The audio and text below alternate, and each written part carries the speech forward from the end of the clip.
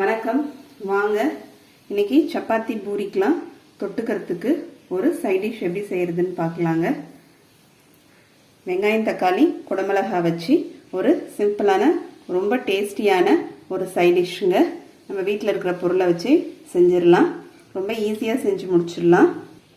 இப்போ வெங்காயத்தை நம்ம கட் பண்ணிக்கலாம். இந்த மாதிரி நாலா பக்கமும் கட் பண்ணிக்கலாங்க. கட் பண்ணிவிட்டு ஒன்று ஒன்றா உரித்து எடுத்துக்கலாம். இந்த மாதிரி நாலா பக்கமும் நமக்கு கட் பண்ணிட்டோம்னா ஈஸியாக இருக்கும் உரித்து எடுக்கிறதுக்கு. இப்போ குடமிளகாவும் கட் பண்ணிக்கலாம். இப்போ குடமிளகாவும் கட் பண்ணி எடுத்து வச்சாச்சுங்க. இப்போ ஸ்டவ்வில் ஒரு கடாய் வச்சுருக்கேங்க. அதில் ஒரு ஸ்பூன் அளவுக்கு நம்ம எண்ணெய் சேர்த்துடலாம். இப்போ நம்ம வெங்காயம் சேர்த்துடலாங்க. அது கூடவே கட் பண்ணி வச்சுக்க குடமிளகாவும் சேர்த்துக்கலாம். சேர்த்து இதை வதக்கிக்கலாங்க. இப்போ வெங்காயமும் குடமிளகாவும் ஒரு 2 நிமிஷம் அளவுக்கு நமக்கு வதக்கியாச்சுங்க. இதை எடுத்து இப்போ தனியாக வச்சுக்கலாங்க. இப்போ அதிலே இன்னும் ஒரு ஸ்பூன் எண்ணெய் சேர்த்துக்கிறேன். ஒரு அரை ஸ்பூன் அளவுக்கு கடுகு சேர்த்துக்கலாங்க. ஒரு ஸ்பூன் ஜீரகம், ஒரு அரை ஸ்பூன் சோம்பு சேர்த்துக்கலாம். இப்போ ஒரு வெங்காயம் பொடிசா கட் பண்ணி எடுத்து வச்சிருக்கேங்க. இதை சேர்த்துடலாம்.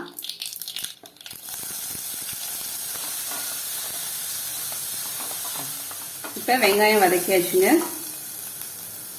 அரை ஸ்பூன் அளவுக்கு மஞ்சள்தூள் சேர்த்துக்கலாம்.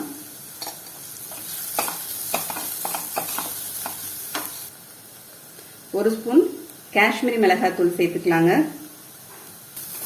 சேர்த்து நமக்கு வதக்கிக்கலாம். அப்படியே சிம்லே இருக்கட்டுங்க. இப்போ தூள் சேர்த்துருக்கோம். நம்ம ஸ்டவ்வை சிம் பண்ணி வதக்கிக்கலாம். ஒரு டேபிள் ஸ்பூன் அளவுக்கு இஞ்சி பூண்டு பேஸ்ட்டு சேர்த்துக்கலாம். இப்போ இஞ்சி பூண்டு பேஸ்ட் சேர்த்து ஒரு நிமிஷம் வதக்கியாச்சுங்க. இப்போ 2 தக்காளி பொடிசா கட் பண்ணி எடுத்து வச்சிருக்கேன். அதை இதில் சேர்த்துடலாம். இப்போ ஒரு அரை ஸ்பூன் அளவுக்கு நம்ம உப்பு சேர்த்துக்கலாங்க. உப்பு சேர்த்தோன்னே நமக்கு தக்காளி நல்லா குழைய வதங்கும். இங்கே தயிர் எடுத்து வச்சுருக்கேங்க. இந்த கரண்டியால் இந்த 2 கரண்டி தயிர் எடுத்து வச்சுருக்கேன். அதை ஒரு ஃபோர்க் வச்சு நம்ம கலந்து விட்டுக்கலாம். ஸ்மூத்தாக ஆகிடும் நமக்கு தயிர். அதுக்காக தான் ஒரு ஃபோர்க் வச்சு நம்ம கலந்து விட்டுக்கணும். இப்போ தக்காளி நமக்கு நல்லா குழைய வதங்கிடுச்சுங்க. இப்போ இது கூட ஒரு டேபிள் ஸ்பூன் அளவுக்கு கடலை மாவு சேர்த்துக்கலாம்.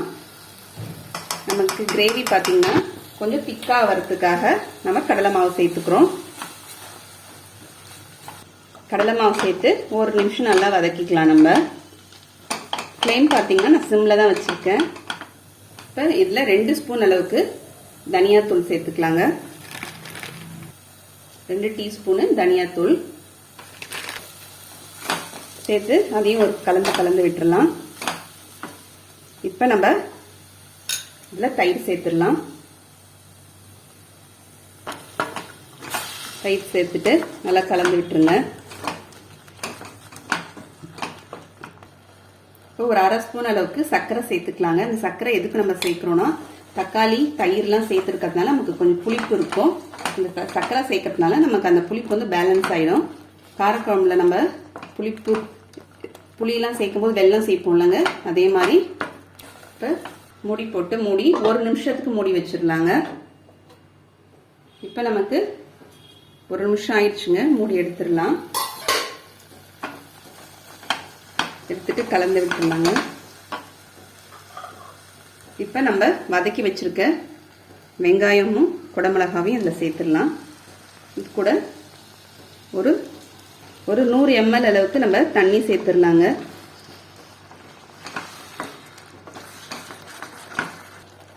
அரை ஸ்பூன் அளவுக்கு கரம் மசாலா தூள் சேர்த்துடலாம்.